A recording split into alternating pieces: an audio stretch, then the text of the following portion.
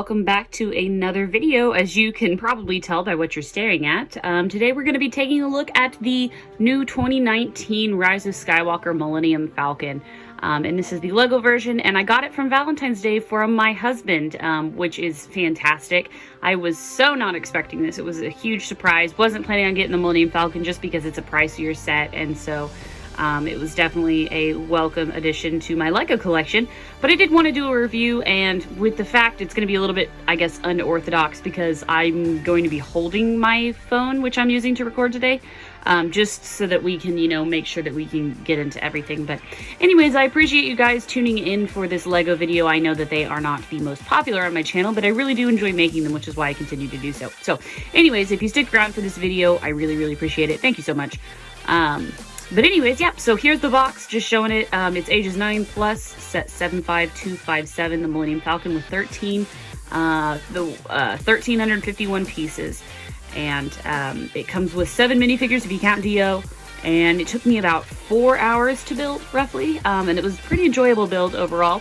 You'll notice the very top bar there is black Lego with Kylo Ren, as compared to the non-Rise of Skywalker sets are white Lego with Darth Vader. So I thought that was pretty cool.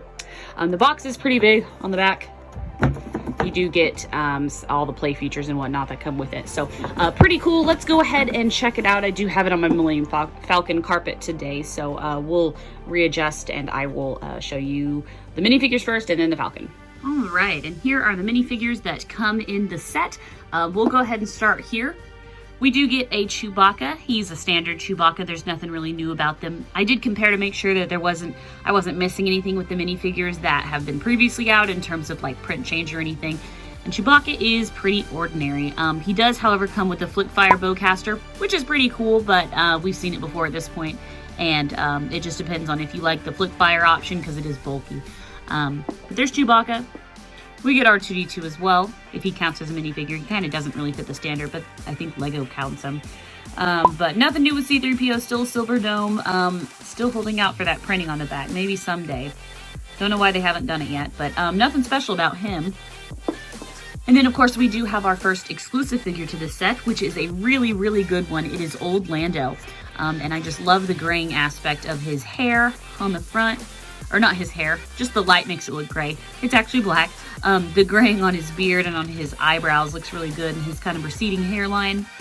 And then, of course, they put him in a yellow shirt, I think to be reflective of the Solo movie. And then they switched his cape from blue. I believe this is a little bit of a play on, as well as his Cloud City outfit, which was blue with a yellow cape on the inside. But pretty cool. It's got a high collar. I really like that.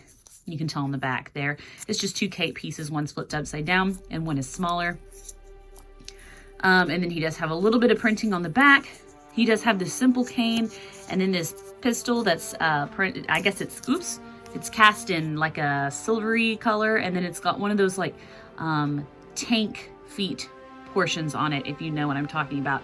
We've seen him in other Star Wars Lego sets before, and they're used for like the tank treads, but it made kind of an interesting gun, so you do get that with Lando. But very nice figure if you want to pick him up, if you want to have all the original group in old form. You now have the availability to do so. The other exclusive figure in this set is this Finn, which I think looks fantastic.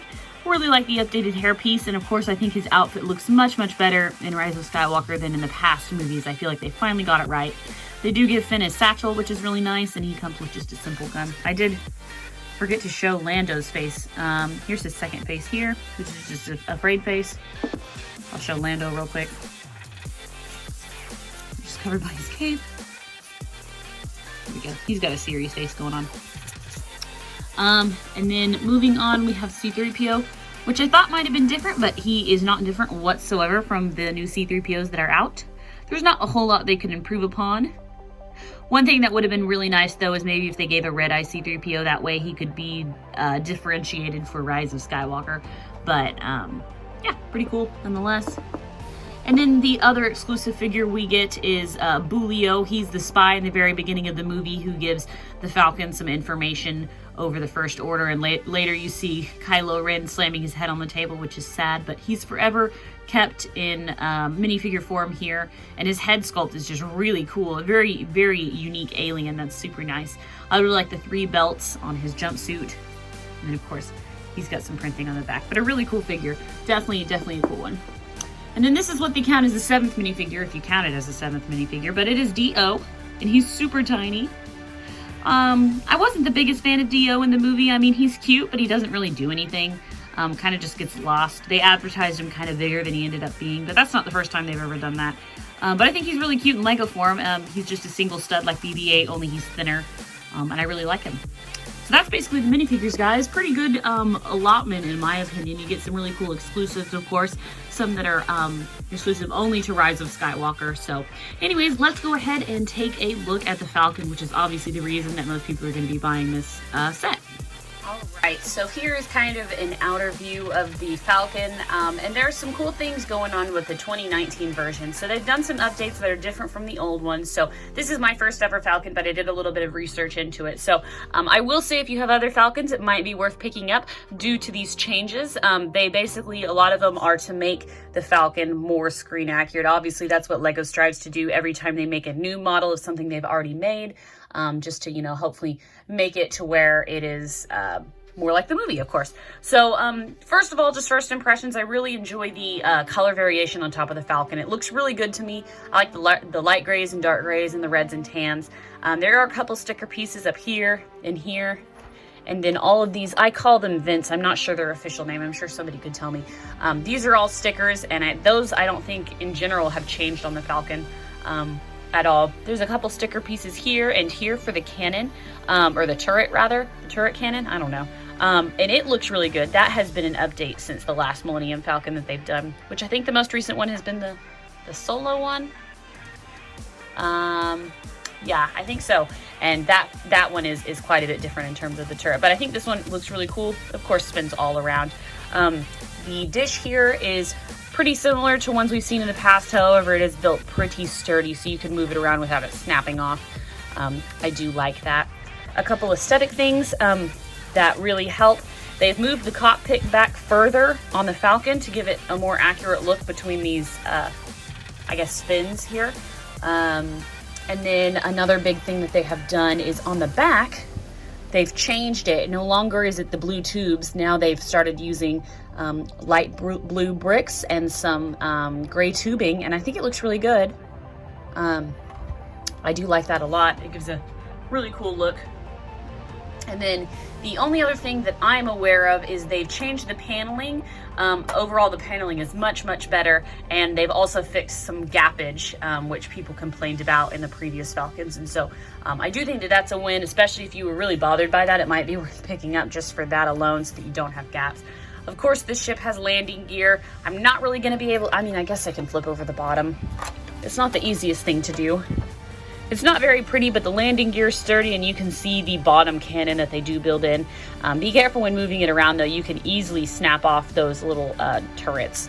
But they do include that, and it's nice. And the Falcon, of course, just you can see me manhandling it. It stays together totally, really, really well. Nothing really falls off at all. And so the other change with the paneling that I mentioned, other than the gappage, would be the fact that they've conjoined the panels. If you've seen previous models of the Millennium Falcon, you have to lift like 10 different individual little triangular panels to access the interior. And it's just a little bit tedious. I mean, there's nothing really wrong with it, but they've kind of combined the panels here, and I really, really like it. So instead of having like 3 here, you just flip one big one out just like that. And we have one little one, another big one, and then this slides out like that.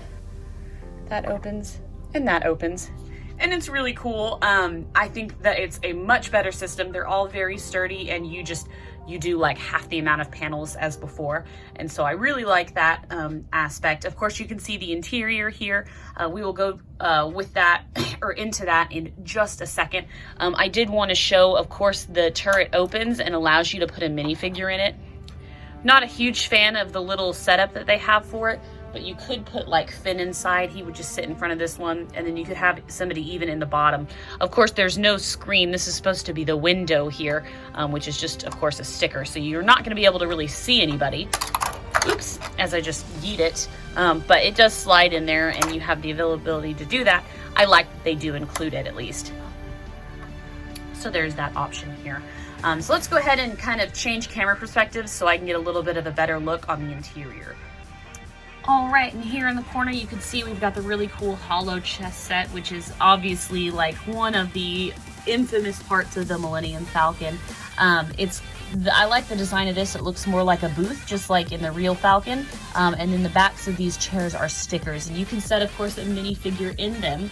However, I will note that if you do that, you can only play with it open. The lid will not close because it hits the minifigure's head. Now, a minifigure can stand at normal height, and then the panel is able to close completely. So that is also really nice, but you just can't have them sitting in the chair. It makes them just a little bit too tall. And then we have the section next to it. Hopefully you can see it good enough, but this is basically like the large control panel for the Falcon. It totally has an official name, and I'm totally blanking on it right now. But it does come with a really cool swivel chair. This chair swivels all the way around, so you can put a character in here and they can be messing in this panel, messing around on the panel. And these are all stickers. It is a little bit hidden from the top of this, but I mean, at least you can see it. I mean, somebody who's playing with this obviously would be able to maneuver it around to where they could make use of the panel. And then in the kind of area right next to it, the only thing we really have is this empty box here. There's no lid on it, but you could put like an accessory in it if you needed to, but just kind of some more walking space. We do have what acts as the hallway into the cockpit, which is cool. Obviously there is nothing here. It's just, you know, empty underneath. We do have the landing, or I guess the docking platform. I'll show you. Okay, had to remove the camera from the stand to show you, but under here, this platform does push down so you can have a minifigure like board the Millennium Falcon. However, it's really hard to move down here, and a Lego minifigure actually cannot walk up it. It's just kind of there to be, you know, there, I suppose. But at least it's included, I guess. Some people might be a stickler for that. They've definitely done cooler docking panels. What are they called? They've done cooler ones of these though. So, and then of course we have the cockpit. And the cockpit's not my favorite. Basically, you just pull it out and you can have minifigures sitting here. It's just kind of unfinished looking to me. You can have one character here and one character here, and then there's a space here for Dio if you wanted to put him there. But it just, I don't know. The cockpit's a really important part of the Millennium Falcon, and I just don't really like the way they did it, to be honest. And then, of course, you do have the whole thing here. Not the most accurate. Obviously, if you want the most accurate, you got to get the USC version. But at least it's there. At least you can fit more than one minifigure in there, I suppose. But yeah, that's basically the front side in terms of the interior. Pretty cool. That's about all you can do on that end. All right, and then moving on to this section, if you cross under this hallway just right here, you would reach the hollow chest set. There's nothing under that hallway, but you do get a couple of beds, which are really nice. The minifigures hook on the bottoms of their feet with this peg here. So I really like the way they do that. It allows the minifigure to lay down without being totally connected into it. The bed is a perfect height for the minifigures. On this side, we kind of have a hyperdrive, which this is a sticker, and then these are two clear circles, which I think are really cool. And then I think this is also part of the hyperdrive too, and then there's a tube that does wrap around. We get a box here. This is a smuggler's compartment right here. That allows you to like lift it up and somebody can hide in there, or you can hide things in there. And then there is a kitchen right here. It's very small. We have a little bitty stove. There's no stickering on it, and then a table and a mug and a chair, and one of my hairs. So you are able to have a little galley in that area. And then the sleeping quarters, and then the entertainment quarters, and then the important business-like quarters where you got to do stuff to make the ship fly, and then just this area. So the space inside the Millennium Falcon, the play space, is pretty decent. I like that it's open. Some people might complain, but I like that it's open because, I mean, this is designed for kids, and so you want them to be able to like play in it. I know if I was a kid, I definitely would want to play in it, and having the open space definitely helps. There are flick fire missiles that are underneath here. However, the springs on both of mine actually did not work, and so I can't use the flick fire missiles. It's not a huge deal. They're not actually flick fire. They're the whatever, the shooters, the spring shooters.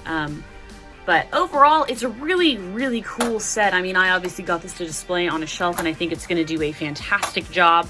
It folds up so easy, and it just looks amazing in my opinion. I think it looks so good. I mean, maybe I'm just a little bit over impressed because I have never had a Lego Millennium Falcon before, but I really like this set, and I think that if you don't have one, this would be worth picking it up because they've made some much needed improvements to the ship that make it more screen accurate and better to display in terms of like there's no gappage, the cockpit is pushed back, the lighting in the back looks nice, things like that. So if you do have other Falcons, still a good one to pick up, especially if you want, you know, the most, I guess, accurate, affordable Falcon, you know, excluding the USC set. But I really liked it, and thank you, Eli, for getting this for Valentine's Day for me, because it was fantastic and a lot better than roses or flowers. I love those, but it doesn't last as long as a Lego Millennium Falcon. So anyways, guys, let me know what you think about this set in the comments below. And thank you so much for sticking with me for this video. I really appreciate it. And anyways, until next time, guys, we'll see ya.